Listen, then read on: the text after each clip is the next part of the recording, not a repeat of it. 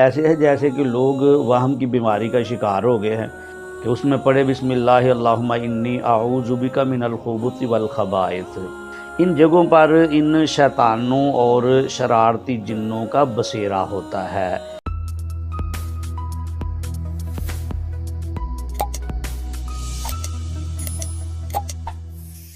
السلام علیکم ورحمۃ اللہ وبرکاتہ۔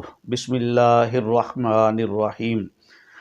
آج ہی ایک آدمی یہ سوال پوچھ رہا تھا کہ جی فلاں ایک ہمارا عزیز اور رشتہ دار ہے، ان کے گھر میں کوئی باہر کی چیزوں کا کوئی سایہ ہے، کبھی کوئی چیز پھینک جاتے ہیں، کبھی کوئی چیز پھینک جاتے ہیں۔ تو یہ ایک گھر کا مسئلہ نہیں ہے، ایسے ہے جیسے کہ لوگ وہم کی بیماری کا شکار ہو گئے ہیں۔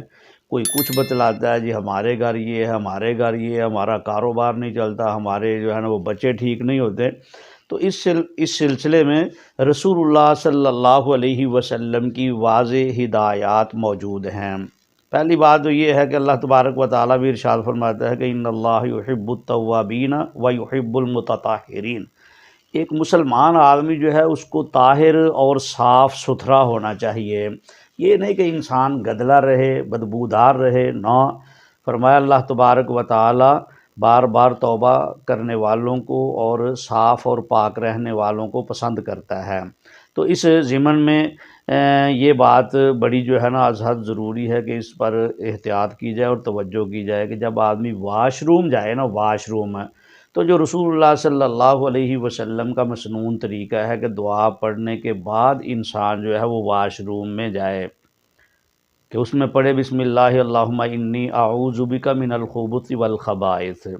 بلکہ میں تو اس ضمن میں بہت دفعہ کہہ چکا ہوں کہ جو راستہ آپ کا گھر میں برآمدہ ہے، چھت ہے، صحن ہے، جس راستے سے آپ واش روم جاتے ہیں نا، اس راستے میں وہ دعا جو ہے وہ لکھ کر لٹکا دینی چاہیے، کیونکہ کئی دفعہ یاد تو ہوتی ہے لیکن انسان کو وہ توجہ نہیں ہوتی اور بغیر پڑھے داخل ہو جاتا ہے۔ جب وہ راستے میں ہوگی نہ نظر پڑے گی تو ایٹومیٹکلی انسان کو یاد آ جائے گی کہ یہ دعا پڑھنی ہے۔ جس طرح دیکھو نا مسجد کے دروازے پر باہر سے داخل ہو تو لکھا ہوا تھا اللہم افتح لی ابواب رحمتک، نہ بھی انسان کی توجہ ہو، جب نظر پڑتی ہے تو پتہ چل جاتا ہے کہ پڑھنی ہے۔ واپس آتے وقت جب باہر نکلتا ہے تو پھر بھی وہاں لکھا ہوا ہوتا ہے اللہم انی اسألک من فضلک، تو انسان کی توجہ نہ بھی ہو، جب نظر پڑتی ہے تو پتہ چل جاتا ہے یہ پڑھنی۔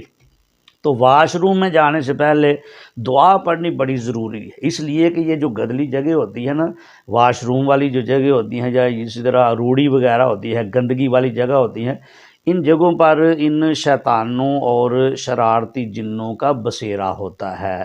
تو جب آدمی بغیر پڑھے جائے گا تو پھر اللہ تعالیٰ کی مدد اس آدمی سے اٹھ جاتی ہے، کیونکہ اس نے اللہ تعالیٰ کی پناہ ہی نہیں لی ان شرارتیوں سے۔ جب دعا پڑھے گا تو وہ اللہ تعالیٰ کی پناہ میں آ جائے گا، اللہ تعالیٰ اس کو جو ہے اس کی حفاظت کرے گا۔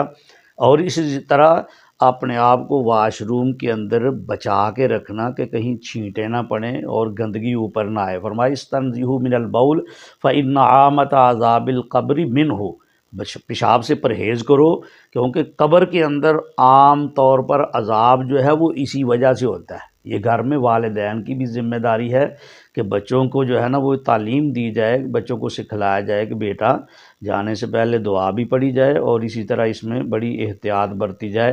اور چلتے چلتے ایک بات یہ ہے کہ رسول اللہ صلی اللہ علیہ وسلم نے ارشاد فرمایا سورہ بقرہ کی جو ہے نا وہ تلاوت کیا کرو گھر میں۔ جس گھر کے اندر سورہ بقرہ کی تلاوت کی جاتی ہے وہاں اس قسم کے شیاطین اور شرارتی جن جو ہوتے ہیں وہ نہیں ٹھہرتے بلکہ بھاگ جاتے ہیں۔ سورہ بقرہ میں اللہ تبارک و تعالیٰ نے یہ تاثیر رکھی ہے کہ سورہ بقرہ کی برکت سے ایسی چیزیں جو ہے وہ چھوڑ جاتی ہیں ان جگہوں کو۔